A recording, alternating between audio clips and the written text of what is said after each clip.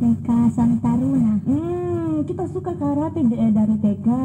Itu pernah lihat orang main karate atau kita langsung memang ada jadi pikiran juga deh main karate. Disuruh mama. Oh, disuruh mama. Akhirnya Sikir juga suka dengan main karate. Ya. Oh, begitu. Jadi Sikir ini ikut di klub karate juga. Jadi hari kelima, karena hari kejadian itu pukul 23, ya 23.35 itu sudah hari A, kemudian H+1 atau hari kedua, karena udah berganti hari.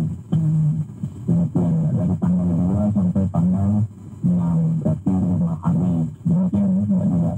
Ini masih ada 29 orang yang masih harus dicari ini Pak. Kemudian masih berapa hari lagi penambahan waktu yang diberikan dari Basarnas sendiri untuk proses pencarian?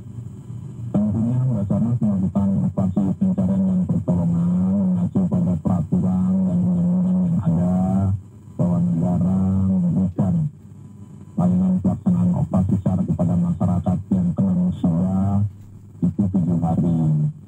Namun manakala 7 hari masih belum cukup, kita masih bisa menambah 3 hari ke depan dan 3 hari ke depan berikutnya, melihat situasi dan kondisi, karena kita berhadapan dengan tantangan cuaca alam, arus angin gelombang di permukaan dan arus bawah yang mungkin lebih sulit kita kendalikan.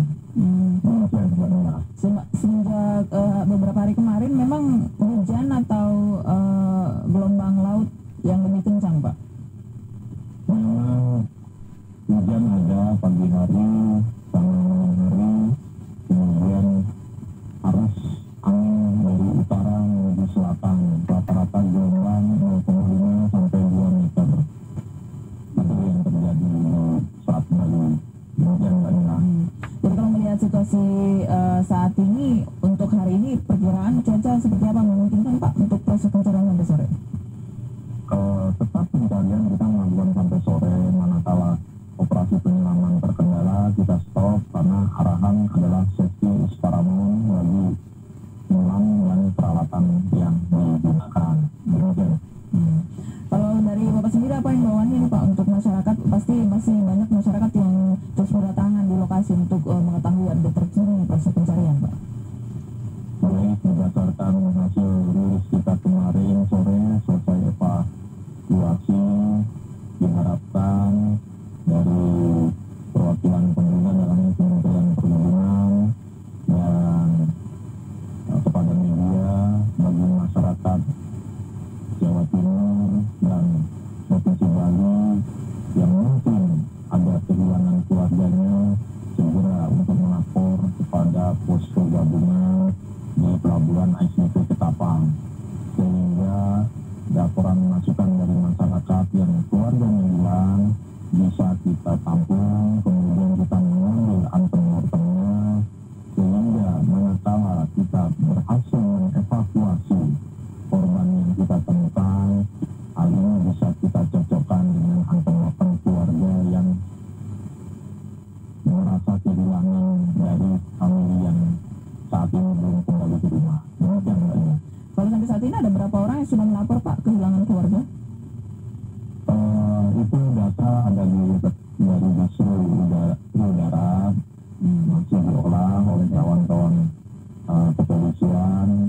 Kami fokus untuk melaksanakan pencarian dulu dan kami mohon kepada masyarakat juga sama-sama kita menguatkan para petugas dan cuaca bisa bersahabat dengan kita dan kita bisa melakukan pola pencarian secara optimal dan maksimal.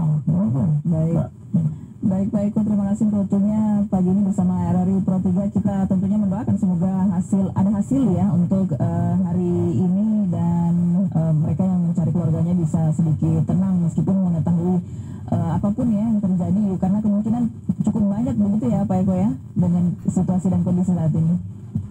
Hal tersebut bisa segala kemungkinan. Tadi juga kami masih berprinsip pada data fakta yang kita miliki sebagai referensi kita menangani langkah-langkah. Namun kita juga tidak menutup kemungkinan hal-hal yang masukan dari masyarakat kita sebagai pemerintah harus harus menampung hal tersebut dan memberikan suatu pelayanan publik yang baik kepada masyarakat. Demikian, Gania. Baik Pak Eko, terima kasih untuk waktunya pagi ini bersama RRI. Salam sehat, salam tangguh Pak. Sama-sama, terima kasih. Salam quick action, satu jiwa, satu rasa, your family. Baik, pendengar, demikian wawancara kami bersama Deputi Operasi SAR dan Kesiapsiagaan Basarnas Laksamana Lanudra TNI Ribut Eko Suyatno yang tadi mengatakan bahwa hari ini masih akan dilakukan pencarian dan prosesnya akan terus dipantau. Tentunya kita berharap ada dari 29 korban ya yang belum ditemukan ini, kita berharap ada hasil untuk hari ini ya.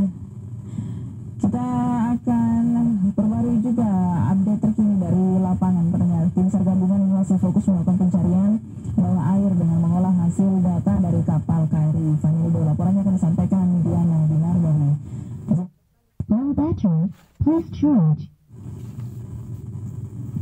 Halo. Ya, Diana.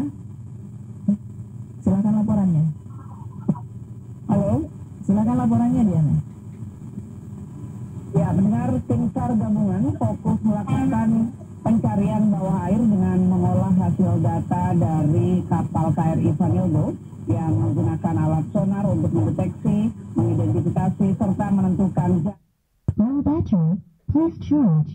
Deputi Bidang Operasi, Pencarian dan Pertolongan Kesiapsiagaan Basarnas Laksamana Pertama Ribut Eko Suyanto mengatakan saat ini tim ahli videografi masih bekerja untuk memastikan lebih jelas lagi benda yang patut diduga bangkai KMP Tunu Pratama Jaya. Alhamdulillah kita sudah mendapat arahan, kita mengevaluasi dari datum yang kemarin. Low battery, please charge. Data dari kapal KRI Vanildo dan tim ekspor dari hidrografi untuk menjadi lebih jelas lagi data hidrografi yang diambil sampai dengan hari ini, saat ini sedang diolah. Sembari menunggu hasil dari tim ahli videografi, KRI Vanildo menuju ke Low battery, please charge. atau ROV, yaitu alat pendeteksi bawah laut. Para penyelam juga sedang menyiapkan peralatan dan kondisi mental mereka.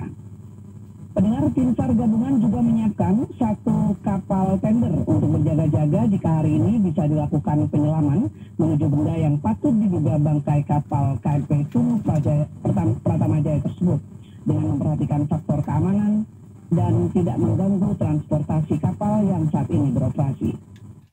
Low battery, please charge. 3 jam untuk mengolah hasil data yang dilakukan tim ahli videografi terhitung sejak pukul 7 pagi tadi.